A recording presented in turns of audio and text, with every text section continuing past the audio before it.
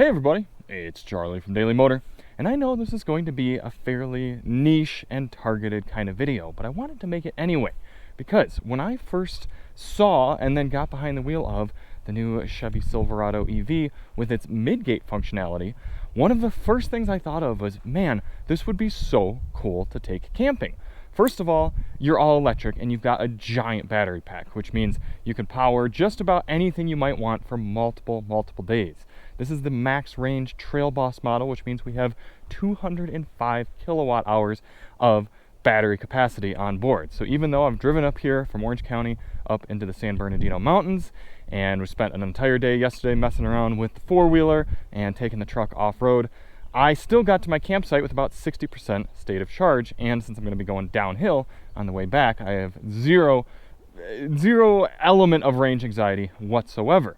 And what it means is that when you're at the campsite, you have a ton of power on tap to be able to use for anything from bug zappers to charging devices to running lights, whatever you might want to do, you can do it with the Silverado.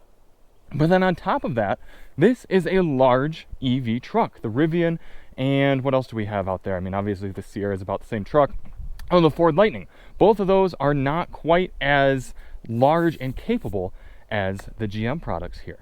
So I'm going to give you a little bit of a tour of what it's been like to camp and sleep in the Silverado EV with the Midgate. Because again, I know there are just some people out there who think this is really cool and I might want to try that myself. First off, if you do want to see more on the Silverado EV Trail Boss, check the link below. We've got our full review. I'm doing sort of a what has it been like to live with for the entire week video, including this camping trip, but this one's a little bit more targeted, obviously. And we've also got coverage of the Bose sound system and a highway range test, so you can find that all linked below. But let's start off with the front here. I'm not going to go too much into the capabilities of the Trail Boss model. That's more for the full review. This is specifically for camping. And I've used the Frunk for the Silverado EV for loading up. When we came out here, you'll see here in this image, I had my camping bin in the left and some other things on the right. But now here, while we've just been at the campsite, I put my food up here. Obviously you want to keep it away from bears, also keep it decently insulated. And I've also just kind of used it as a place to put some things. But up here we do have one wall style outlet there going all the way up to 20 amps, maximum 2.4 kilowatts. That's something you want to remember, is a lot of vehicles come with wall style outlets these days, but they might be really low. We're talking 400 watts, 150 watts, maybe up to, I think a lot of the Toyotas are 1500 watts. This one, 2400 watts, up to 20 amps, so about as much power as you can get out of a wall style outlet. So you've got the one up front here. And the Frunk is just nice for, like I said, keeping things dust free, out of the elements, secure. Very nice to have that. Then, coming along to the driver's seat.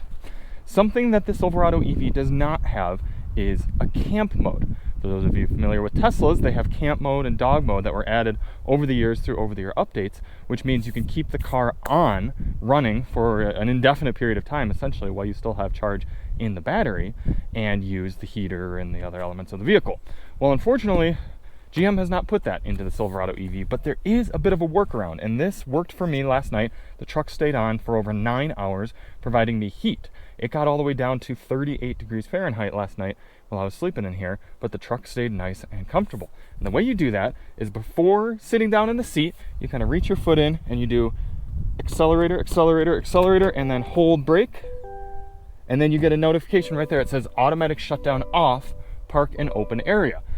And then the truck stays on. Now I turned the headlights off, and if I sit here with the door open, it's going to continue to beep.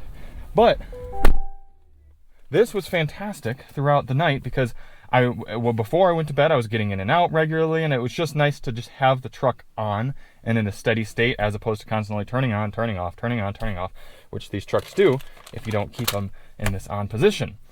But I started last night at 60% state of charge, made it down to 55%, so burned probably about 11 kilowatts over the night. And that's, like I said, I had the heat running at about 61 to 62 degrees Fahrenheit. The electronics do stay on, so you're just kind of burning a little bit of electricity there. But again, because this is such a large battery pack, that non-moving electrical usage is a little less important because you just have so much overhead. And then the cabin of the Silverado EV is immense. It's even large for a full-size truck. And we start to get a little sneak peek here of how I have my sleeping setup. So what I wanted to do is, I knew it was going to be cold up here in the mountains. So I have this 4-inch thick, full width trifold mattress that I used for my truck bed camper in my Super Duty. And I figured out that it just barely fits within the Midgate here. So I thought, okay, well, I'm going to be able to have at least the upper half of my body be inside the cabin. It would be insulated and it would be heated. And then not only that, I have access to cup holders, I have access to charge points, I have access to all the things that I already have inside the truck. So let's get back and take a look back there now. Here we go, the door opens nice and wide. And I've got the Midgate opened, not fully. I still have the glass in, still have the upper section of the Midgate, but I have the lower section. And I don't really feel like taking my shoes off and getting all the way in there. But I was able to lay down and have a ton of, I better shut that front door, it's gonna keep beeping. Now you can see here, when you at least shut the front door and the back door is open, it doesn't continue to chime at you. But I don't really want to get all the way in there because I've got my shoes on. But you can see I've got a few feet up here past the Midgate where I was able to lay. And because this is a 4-inch thick mattress, it kind of fills this roughness. Because you can see this isn't perfectly flat. It's decently smooth in this section of the Midgate, but then you have these latches that certainly don't lay smooth. But again, because I have this thick mattress, it kind of filled these gaps and almost provided a built-in pillow. So that worked really, really well. And when I'm up here in this section, I was able to sit up. I'm about 5'10", 32-inch inseam. I was able to sit upright, take drinks of water. I kind of put my pillow up against the side like this and leaned up and sat and listened to music and ate some snacks as it was getting cold at night before I went to bed. And then I have the mattress going back there. This is about a 5'11" bed. It's just under 6 feet, but it's a good bit larger than the 5.5 foot that you get out of your standard 1500 series truck. So between the Midgate area and then the length of the bed, my mattress had more than enough room. You could even get away with having 2 people laying here, as long as they're okay with being a little bit close, and especially if they're in sleeping bags or something like that, you have absolutely no problem. Now, if it were really nice and warm outside and you wanted to, you could entirely take the glass out and fold the whole Midgate down and have an entire exposed section into the back. But what I would really do if I were using this regularly as a camping rig is I would get some sort of topper that goes on here. Then you'd have an entire 8-foot enclosed area that you could have, again, controlled by the interior climate control, out of the elements, very comfortable, very secure. And if you just have 2 people traveling in the truck up front, then you have a bed, essentially, an entire sleeping area, climate controlled, built behind you. I guess at that point it's almost kind of like having an SUV, but when you need to, you still have the functionality of the bed. And that's why I have this little bit of a jank setup here with my tarp. Now, when I got this truck, this is a Chevy press vehicle, it had sort of a tri-fold, quad-fold tonneau cover on it. And if I hadn't been taking the Honda TRX quad with me, then I would have had that tonneau cover on there, and I would have been very easily and securely insulated and out of the elements underneath the tonneau cover. But I had to take that tonneau cover off in order to facilitate the four-wheeler, so I manufactured this tarp. Now, I knew the tarp wasn't going to provide any serious insulating factor or anything like that. It's more so to just have a degree of insulation, and then on the off chance that it rained or something like that, I would be protected in my bottom half. But you can see how much space is still in there. Plenty of room back here still. You could have things in the back of the bed and still have room for your bed, if you will. And then if we peel back this tarp a little bit, then you can see all your power points back here. You've got 4 wall style outlets and then a 240 30 amp plug. So you can get up to 7.2 kilowatts out of that. Again, so much power, so much space, so much usability. So this is a really cool experience. Like I said, when I first got into the Silverado EV, I thought this would be a great vehicle to take camping, and it absolutely was. Not only that, it's been great to drive around, everything like that. I'm a big fan in general, but for those of you specifically wondering, what would it be like to camp in here? Can you camp with the Midgate open? Will the vehicle stay on? How do I do all of this?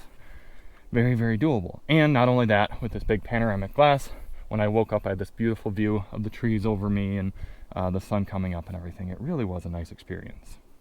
I should also mention, from side to side is just about 5 feet 9 inches or so, maybe 5'8". So if I really needed to, and I didn't want to open up the Midgate, I could have just done some sort of mattress here or laid on the back seats and kind of propped my feet up or laid in a fetal position. I could have stayed fully into the cab if I needed to, but I wanted to see what it would be like coming into the Midgate. It worked really nicely. So thanks for checking that out. Like I said, we do have full review videos on this truck, so check them if you want to see more on it. But if you're thinking about getting yourself a Silverado or Sierra EV and using that Midgate functionality for camping, gotta say it works pretty darn cool. And we'll see you on the next one. I'm Charlie from Daily Motor, and as always, drive on.